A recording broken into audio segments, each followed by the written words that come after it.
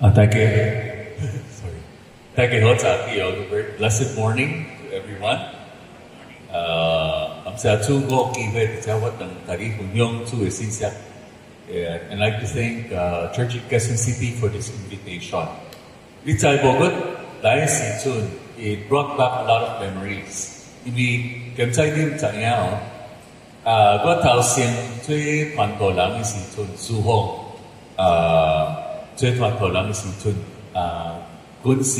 Basically at the other end.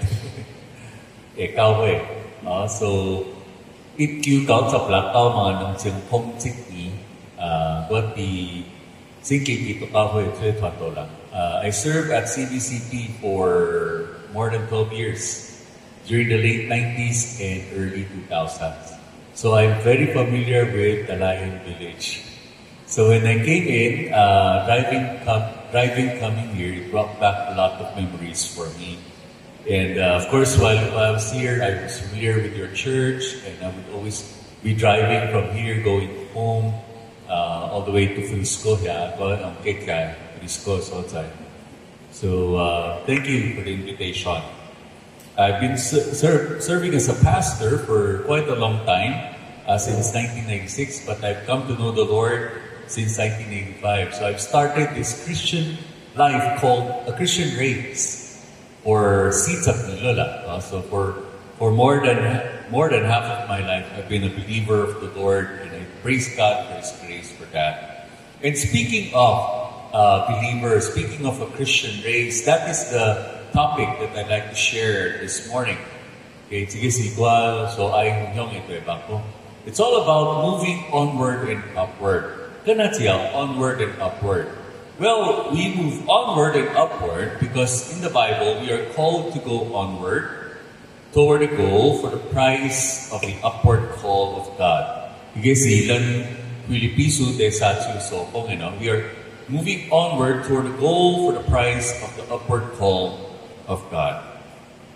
Imagine this scenario, a picture of a runner, an athlete, a runner running, moving forward, his face forward, looking at the tape that he wants to be the first one to cut the tape, to run through the tape, so that he will win. He's giving it his all. And then as he crosses the finish line, he gives thanks, he looks up and gives thanks and acknowledges the source of his victory and strength is from the Lord. But for us, we don't just look upward to acknowledge the victory and the source of our strength, but we also look upward to anticipate the prize for which we are called in Christ. Let me begin with a quote from a preacher. His name is C.H. Spurgeon. Charles Haddon Spurgeon is who is called the Prince of Preachers. He is upat kong anila ikong. The condition in which a believer should always be found is that of progress. His motto must be onward and upward. Our life direction should always be onward and upward. So how do we go onward and upward? So that is what I'd like to share with you this morning. If I can, could we come to the Lord in a short prayer?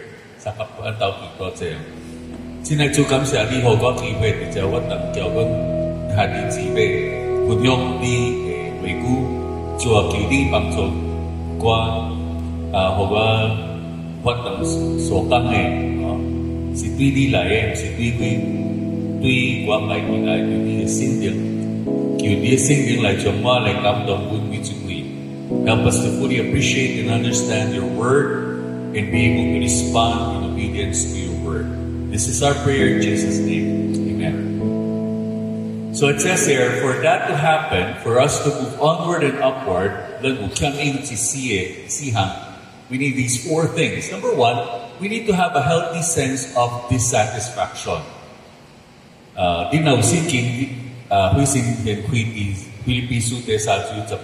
you have your Bibles or in your apps, Bible apps, could you scroll through Philippians 3, verse 12. We'll be looking at the verses 12 to 14 at this point. Verse 12 says, not that I have already obtained it or have already become perfect, but I press on so that I may lay hold of that for which also I was laid hold of Christ. So look at Paul. Okay, Paul is saying, by the way, the first thing we need is a healthy sense of dissatisfaction. Paul was honest about his spiritual condition. Sige, si Paulo, right? The one who traveled through 3 missionary journeys and all. Solace siya. The time he was writing this, he was, right? He was in prison, he was in house arrest. And yet, in the midst of that, he was still thinking about this Christian grace. And he was saying, Gobe, I haven't reached it yet. I haven't obtained it. Okay, so if we compare ourselves to Paul, we think, if you haven't reached it yet, how much more me, right? Well, he talks about knowing Christ in the power of His resurrection in verse 10, fellowship of His sufferings, conform to His death. And he's saying, I haven't obtained all that yet. The word obtain means to acquire, to seize, to obtain. And he's saying, I don't have it yet. I haven't become perfect. Okay, I'm not yet perfect. Of course, we know that we can never be perfect in this time. Okay, we may achieve so much, but true perfection, as in sinlessness, comes as we are glorified in Him. He's saying, I haven't attained it yet. Yet it's still in the future, I'm not yet perfect, but I'm on this path towards Christ-likeness. He's acknowledging imperfection, but however, this is not a statement of despair. It's not that. He's saying, I am not yet satisfied where I am. That dissatisfaction is the starting point for growth. Okay? I mean, there are Christians who are satisfied with their Christian growth. And they say, well, I've already read the Bible from Genesis to Revelation.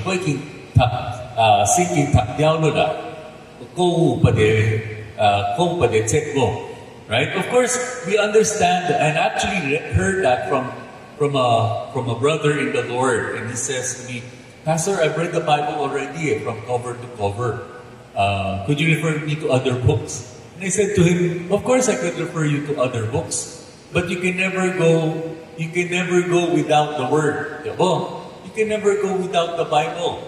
It is our daily bread, it is our daily Word. And we can never exhaust the truth of the Word of God. So you see, or some people, they would say, you don't have to be too fanatic.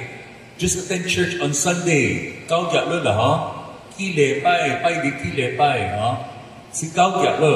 Asi tutua ho, yan niya, siyempre kong ham-ham lola. Diba? Kaya we like to eat Chinese ham. As saying, ya ham-ham lola. Tagaya ham-ham. But this attitude is the path toward regress, backward, downward, not onward and upward. Then simple, right? We don't improve, we continue to fall. F.B. Mayer said, self-dissatisfaction lies at the root of our noblest achievement. By self-dissatisfaction, he does not mean you hate yourself. Okay? But it's recognizing that you should strive for something greater. Okay? And this is the cornerstone of Christian maturity. I'm sure that in your businesses, you encourage them to do their best. Diba in Tagalog, in the local parlance, we have a phrase called, hindi pwede yung pwede na. Kaya sa'yo, ipat kong aniku, hindi pwede na. Hindi naman pwedeng, di kang lang kong, pwede niyan sir, pwede niyan ma'am. Hindi pwede na. For example, ilitsong siya, pwede niyan. Hindi naman pwede yun, right? Okay, you want to give the customers the best so that they will come back. You want to give your clients the best. And so you yourself, you impose this on yourself that hindi pwede yung pwede na. If that is our attitude towards work, lani sandi, lani takse, lani wai, tseka, lan sa sitio, anikon kaito. We have the same attitude in our walk with the Lord, right? Amen? So, spiritual growth starts with the recognition that I'm not yet contented where I am. Have you, for example, before the pandemic, usong-uso yung mga fun run. Di sa fun run ko, kasi yung SM MOA ya, diba? Cao. So may 3K, di ba? Ano ba yun? 3K, 5K, 10K, di ba? So payabangan pa nga, what's up si 10K, no? Pag libo siya, athletic, tikong 3K. Kalahati nun, lakad pa. Right? Fun walk, si fun run. Anyway, imagine if you were, for example, join a 10K. Tapos di kaw 5K si Chun. You don't say, tama na to, okay na, okay na. Di ba? Hindi pwede. Dito, right? The same thing. Hindi pwede na. So Paul saw it right. He knew what he had in Christ, but he also knew he hadn't obtained it yet. Now, 到这帮我的华家来时阵，我看到喺 Pace Academy, they have all these posters of why haksang, why pigyap haksang, alumnus, why pigyap why Latin honors. They have those Latin honors, magna, summa, cum laude. Okay, nothing wrong with that. And that shows that the school is very much striving for what is called academic excellence. Okay, and there's nothing wrong with it. I'm serving at, by the way, I send regards from our church, Jubilee Evangelical Church. But you all know that Jubilee, is tied to somehow, kidip. And so, Jubilee is known for that, for striving and emphasizing academic excellence. What's up? Si Ana Pigapela. She just recently graduated last school year, and she's now a freshman in college. And she also had she was caught up also in that. But I would always remind my daughter, and we're not as parents, we're not expecting from you perfection.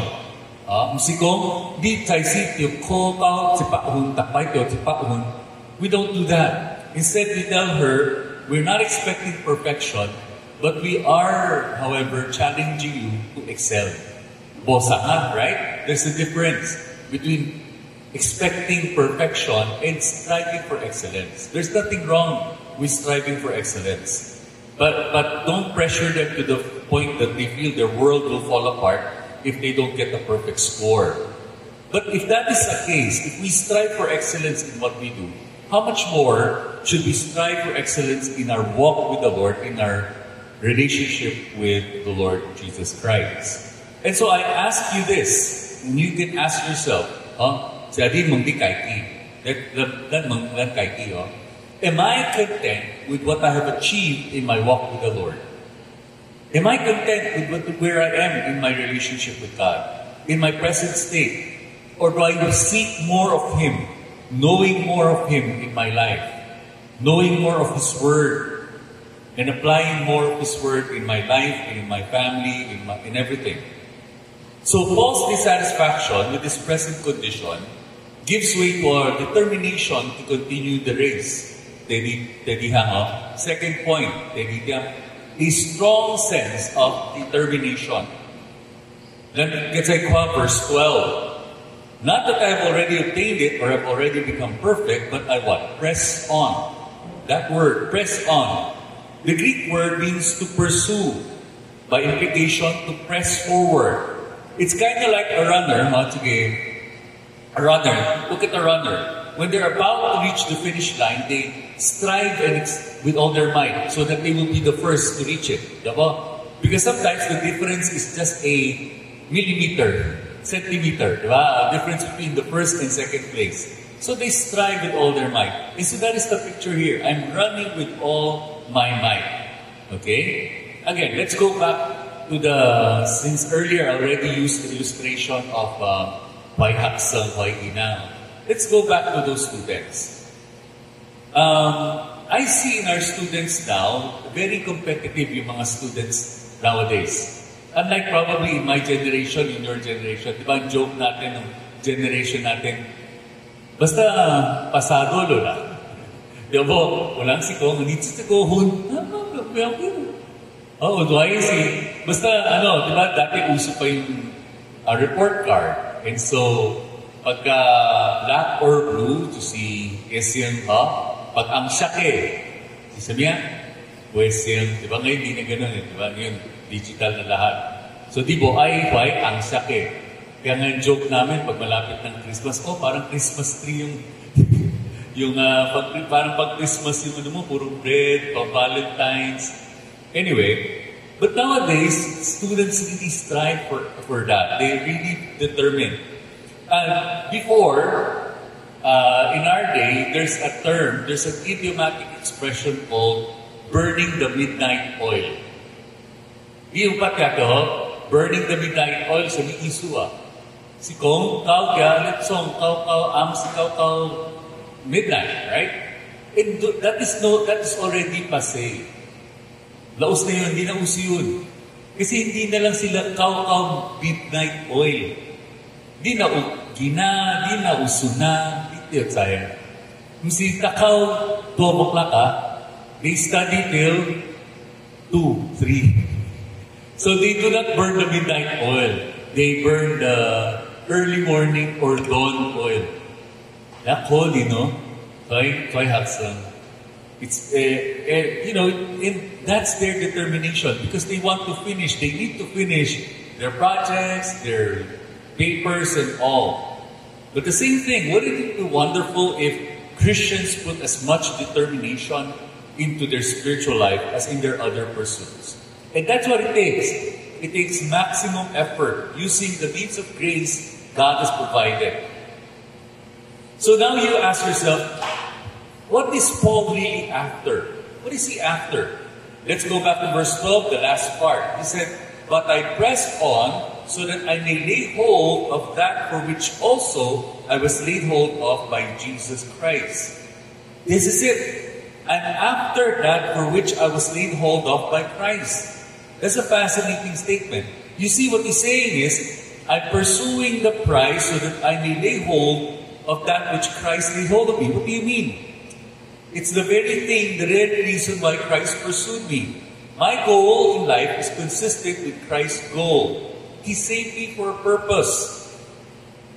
Okay, and so what is that purpose? The reason Christ redeemed us, and I hope we understand this. Why did He save us? He saved us not to give you just a ticket to heaven.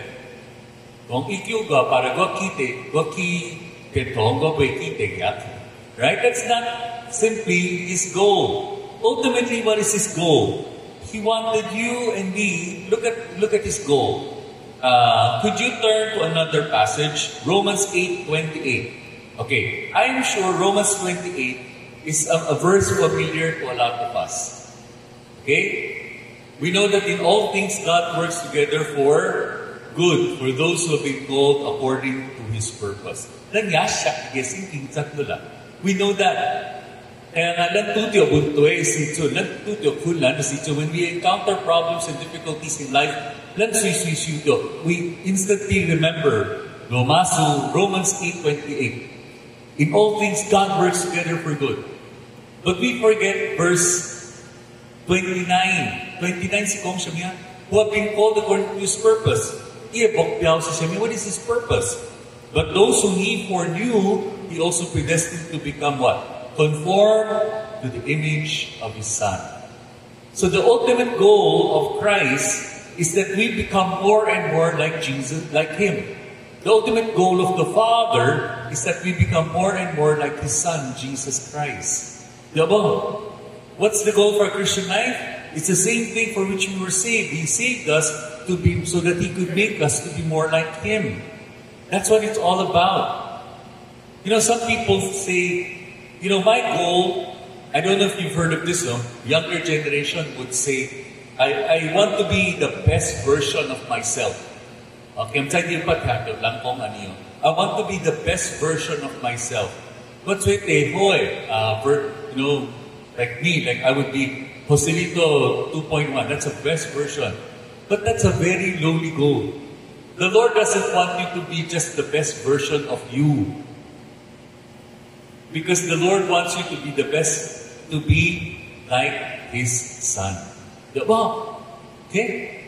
And that is our goal, to be like Christ. Ultimately, and the Lord will replace these bodies with a glorified body, and that will really be ultimately becoming like His Son, Jesus Christ. So what is then necessary in pursuing the prize? Number one, dissatisfaction. Awareness that there is something better ahead of us. Number two, determination. Giving maximum effort required in moving toward it. It demands all of us. All from us. Tesa is direction. A great sense of direction. Or a good sense of direction. When you hear this phrase, a good sense of direction, what probably comes to your mind is Hwacha driving. Okay? Who among you here have a good sense of direction when it comes to roads? Di yasha kwailo. Ubo? Wala? Utsikwa lang si yasha. Mayroon siya, di ba? Utsikwa lang yasha kwailo. Ibo suya waste lola. Waste siya niya, bo sami-sami. Okay? But there are those of us who are waste dependent. Yakyam in waste. Wala na siya, o diba, o sige, Google Map, Waze, o GPS, lan yakyam in hige. But there are limitations to those apps. Diba? Right? Di pa tiyak app lang siya o Skyway, right? There's a Skyway running through here. Okay? So, even coming here, I just use a Waze, but I know how to come here. But automatic kasi nag-Waze dun sa car. So, coming here, coming from Erod, and then, what's this? Araneta Avenue. So when I crossed Quezon Avenue, of course, I did not go Skyway. Nabogoy, Boki, Sauki, Caloocan. But I, of course, went the service road, diba? The main road, Araneta. Guess what? Waze thought that I was using the Skyway. And the Waze would say, take the C3 exit. Diba? Sergeant Rivera exit. Why? It thought I was using the... Minsan naman, wala yung Skyway si Chun. Waze issue, but I'm using the main road. Right? So there's nothing perfect for that. But anyway, so there are some people, and those are good. They don't need ways. They could find their roads by themselves. But that's not what we're talking about here. When we're talking about great sense of direction, is that you know where you want to go and how to get there. And this is what we mean. Verse 13. Let's go to verse 13. Brothers, I do not consider myself as having laid hold of it yet, but one thing I do, forgetting what lies behind, reaching forward to what lies ahead. That's what I mean by having a great sense of direction. You're not bothered by what happened in the past. You're not deterred by it. Instead, you're looking forward to what lies ahead. Your eyes are toward the direction. You know where you're going. You know how to get there. However, there's one thing that is needed to move onward, and that is one thing. Paul said, one thing I do. You know what? In the Bible, there are interesting one things. Okay, for example, David said in Psalm 27, one thing I do, one thing I ask of the Lord, this is what I seek, that I may dwell upon the temple of the Lord and gaze him at his temple, Lord, right? And then, remember Martha and Mary and Jesus, right? Mary was sitting at his feet. Martha was busy preparing for food. Martha said to Jesus, could you not tell my sister to help me? And Jesus said, Martha, Martha, you are worried and upset about many things, but only one thing is needed. And Mary has discovered that. So there's one thing. And for Paul, he has that one thing. And he knows that one thing. You see, no athlete succeeds by doing everything.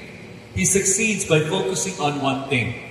For example, since we're already in the illustration of a runner, okay? Runners fall under the category of track and field sports. Track and field, that's a sports. There are sprints, marathons, there's high jump, long jump, pole vault, discus throw, diba, mga ganon. That's a sports that fall under that. I have yet to meet an athlete who excels in all. Ubo. Oh. and they have to focus on a single sport. They may have started as runners and that, but eventually they try to find their niche and try to say, this is what I'm best at. Case in point, upat yato EJ Obiena, no? EJ Paul Volter, right? The reason why he breaks records is because he's focused on one thing. One sport, obo, right? He doesn't do the other things, he just focuses on that. And in our Christian walk, we need to pursue that one thing. What is that one thing? For Paul, it was pursuing the prize. I press on toward the goal for the prize. That is his one thing in life. So, for example, so what does he say? Forgetting the past. An athlete knows that when you're running a race, you have to fix your eyes on something ahead of you. Okay? For example, have you seen a runner? And a runner is focusing on his feet when he's running. Ubo. Right? Alam nga naman, runner ka, tas, ay, ganda-ganda itong Nike running shoes ko. What will happen? Right? You'll trip. Okay? No, that's not the goal. So the first thing that we are to do here in this race is, Paul said, forgetting what lies behind. Don't look back. You know, we all watch, or if a runner was in a race, or even a marathon, the moment that they try to look back to see if others are catching up, that slight look might already cost them the race. Diba? Pilit sa si Chun. Tapos, teka, baka nabutan ako. Tignan ko nga. The moment he looks back behind him, what happens? He loses that step, right? And the pace. And he has to get back again. That might cost him the race. So that's why one time there was a runner who was running and he was interviewed. And the interviewer said, did you feel the pressure of people coming up to you, catching up with you? And he said, no, I run my own race. It is not relevant to me what's going on around me. What's only relevant is I give my effort and I worry only about my own effort, my own race. Don't look back means to break with the past. It doesn't mean forgetting it totally, because we cannot do that unless we suddenly are encountering dementia or Alzheimer's, right? We will always remember it. But then it is not letting those things hinder us from our own race. For example, for Paul, what is the past for him? In the context of Philippians, remember he talked about, in Philippians, in this same letter, he talked about his achievements, that he is a Pharisee of Pharisees, as far as the law zealous, right? From this tribe and all. So he was not, he was not being proud. And what he's saying is, I consider all that rubbish that I may be in Christ, right? And so that's what he's saying also. I forget all about that. I don't let my achievements slow me down. Kasi that we might focus on our past achievements and we might become, we might become complacent because of those things. And we slow down, we become complacent. Many Jewish Christians have a hard time letting go of their past and pursuing their future in Christ. They can't let go of the law. They demand circumcision and all, right? But Paul's saying, it's all my grace and I follow this path. That's one thing to forget the past. We can also forget the past by not dwelling on bad things as well. On our sins, on our failures. Now that is not to say we don't repent of it. It's not to say, forgiven naman ako, so iking siyabing wait suelo eso. Bobitsaki. Hindi kita sui siyabing naman ito. No, it's not that. It's not belittling your sin. It's understanding, Lord, yes, I have failed. I'm going to repent of this. I'm going to turn 180 degrees from this. I'm going to pursue you. But I will not let the guilt of that haunt me for the rest of my life. Because I know now I'm forgiven. And I'm giving me a second chance to run. Letting go of the past could mean letting go of past failures that could paralyze us, or past successes that could lead us to stagnate because of pride. And then, Let's move on from there. This takes us then to the second thing we need to do, which is to focus on the future. Verse 13, forgetting what lies behind, reaching forward to what lies ahead. The word here, reaching forward, means to stretch yourself forward. Again, the same idea of a runner stretching himself forward to be the first one to finish the race. Stretching every muscle. So in order to do that, we leave the past in the past, move forward to what God has planned for us. Ask yourself this question. Do you have that kind of focused concentration? What are you focusing on in your walk with Him? Or better yet, it's not what you are focused on, it's who you're focused on. So the question is not, what am I focused on? But who? Why do I say that? I'd like you to turn to another passage. Hebrews 12. Hebrews 12 also talks about running. No? Hebrews 12 verse 1, sorry. I'm sure we're all familiar with this. Hebrews 12:1. Therefore, since we have great cloud of witnesses surrounding us, laying aside every weight and the sin which so easily entangles, let us run with endurance or perseverance the race that is set before us. And in verse 2, that's the key, verse 2. It's fixing our eyes on Jesus, the author and perfecter of our faith. So here, the writer of Hebrews goes beyond just leaving the past, but he also says, lay aside any weight and distraction that slows us down, the sin that clings to us, lay it all aside, and then looking forward, looking upward rather. It's not just forward, but upward. Fixing our eyes on Jesus, who is the author and finisher of our faith. So in this race, you don't focus just on the what, but on the who. Because ultimately, the prize in our life is Jesus Himself. Amen? He Himself is the prize. To be with Him, to be like Him. That is the ultimate goal of our Christian walk.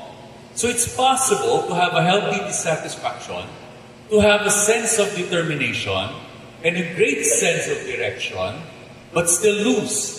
We need the fourth essential.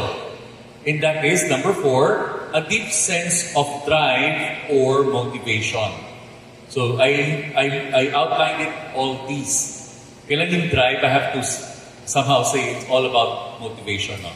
So, dissatisfaction, determination, direction, and drive. Verse 14. I press on toward the goal for the prize of the upward call of God in Christ Jesus. Paul's drive and motivation is the force behind his determination. It is his motivation. His drive is fundamentally a response to what Christ has done for him. Christ apprehended Paul on the road to Damascus. We know the story, right? He was once Saul the persecutor. Christ, blinded him ultimately, right? And at one point, and caused him to turn to Him. The ultimate drive comes from the knowledge that Christ Jesus had made Him His own. And that should be ours as well. Our ultimate drive is that knowing that Christ has made us His own, inspires us to lay hold of the goal, which is basically to become like Christ. That's the goal. The goal is the prize is the goal, to be made like Christ. The motivation is not about earning salvation, but about growing in relationship with the one who's already secured it. So Paul says, look, the goal of my life is to be like Christ. And that is also my reward. Because one day, when we finish this race and God calls us home, we shall see Him. Oh, by the way, might as well turn to that verse. Okay? 1 John chapter 3, verse 2. Okay, go to sige, 1 John 3:2. It says, Beloved, we are God's children now, and what we will be has not yet appeared. But we know that when He appears, what does it say? We shall be like Him, because we shall see Him as He is. Brothers and sisters in Christ, there will come a day when we shall see Christ face to face. Bitwibin, right? We will see Him face to face. And not only that, when that moment comes, we shall be like Him. Not God, okay, not in His divinity, but in His holiness, in His purity. Amen? Okay? The goal is Christ-likeness, here and now. The prize is ultimate Christ-likeness for all eternity when we see Him face to face. So brothers and sisters, the call is for us to move onward and upward. But for that to become true of you, you have to be sure that you are part of the race. Right? So you have to, and we know that that can only happen when we have the blood of Jesus Christ, when we have received Him as our Lord and Savior, when we have received this gift of faith. But when we know that we are already in the race, the next step is to strive to do these things. Be dissatisfied before that. So if you reach so let me ask you, if you are already there, but you've obviously reached a point of spiritual satisfaction, you think you know enough, you've heard enough, you've read enough, you've done enough, and you say, now it's about time to just rest, to stop this pursuit. Would you ask God to forgive you, to move you along toward the prize? Probably you are running, but you're feeling tired. You may feel tempted to quit. If so, ask the author and finisher of your faith to supply you with strength and energy to press on and never give up. Probably, you are being slowed down by the things of the past, whether they be your successes or your sins. Then fix your eyes on Jesus. Seek His forgiveness. Reach forward to what God has prepared for you. Finally, you may be losing that drive. Fix your eyes onward and upward to the prize of ultimately becoming more and more like Christ. Let that be your motivation, not just to start the race, not just to run the race, but to finish the race, to finish it strong and finish it well. So in summary, let me summarize it again. Brothers and sisters, we are called to move onward and upward. For this to happen, we need to have a healthy sense of dissatisfaction where we are now in our Christian walk, because we know that there is more. A strong sense of determination, regardless of what goes on in our life, that we are determined to run this race and finish it. A great sense of direction, leaving behind the past, looking forward to what lies ahead, and a deep sense of drive or motivation to pursue the prize of the heavenly call of Christ, of God in Christ Jesus. Shall we close in a word of prayer at this point, at this sermon? Father, I thank you for the opportunity to share your word to my brothers and sisters here at Church in Quezon City. Tsukab sa ating mo kakiwe, isawat ng kunyong kinaisisya, kunyong ay hatitsi, ay hatitsi Tsua, Q.D. Singin, lại trong địa vị của khưng lệ quân sim lại cải biến quân địa sim hồ quân msikotan thiato msikotan giàu cay, not only to understand but to apply your every word into our life. I continue to pray, Lord God, for your people here in Church in Quezon City, that indeed your word will begin to transform us ever from glory to glory into the likeness of your Son, Jesus Christ, to whom be all glory. In Jesus Christ's name we pray. Amen. Sintosha.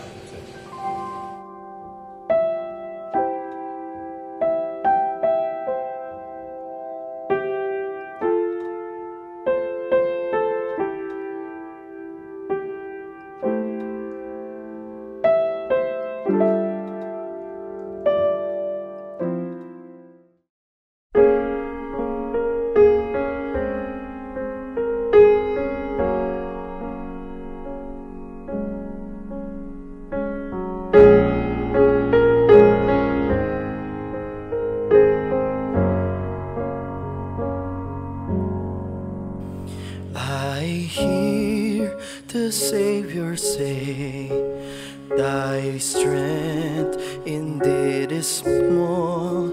Child of weakness, watch and pray. Find in me thine all in all. Jesus paid it all to him I owe. Sin had left a crimson stain, He washed it white as snow.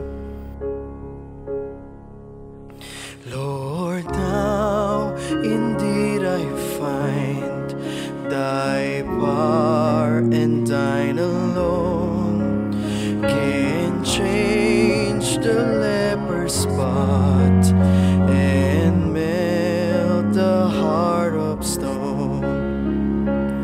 Jesus paid it all to Him I owe. Sin had left a crimson stain, He washed it white as snow.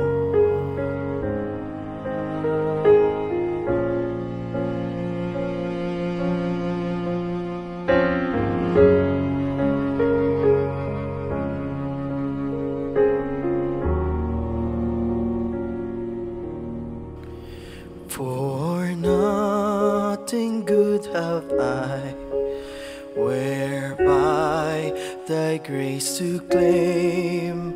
I'll wash my garments white in the blood of Calvary's Lamb. Jesus paid it all to Him I owe. Sin had left a crimson stain, He washed it white as snow.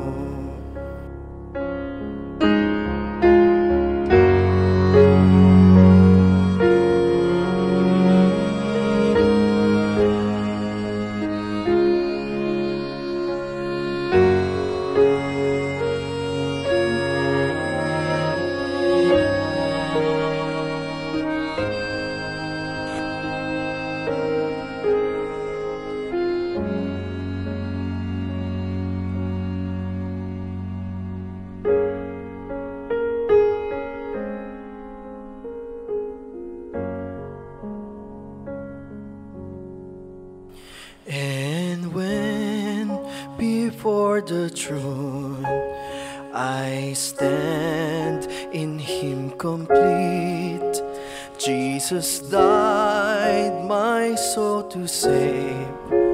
My lips shall still repeat,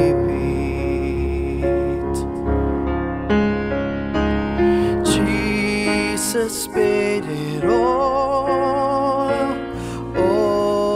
to Him I owe. Sin had left a crimson stain, He washed it white as snow. Jesus paid it all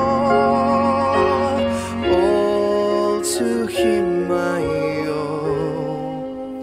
Sin had left a crimson stain, He washed it white as snow. Dear Lord in heaven, we are very thankful for Your Son, Jesus Christ, who died on the cross for our sins. We thank You, Lord, for that wonderful gift. We honor You and we praise You. In Jesus' name, amen.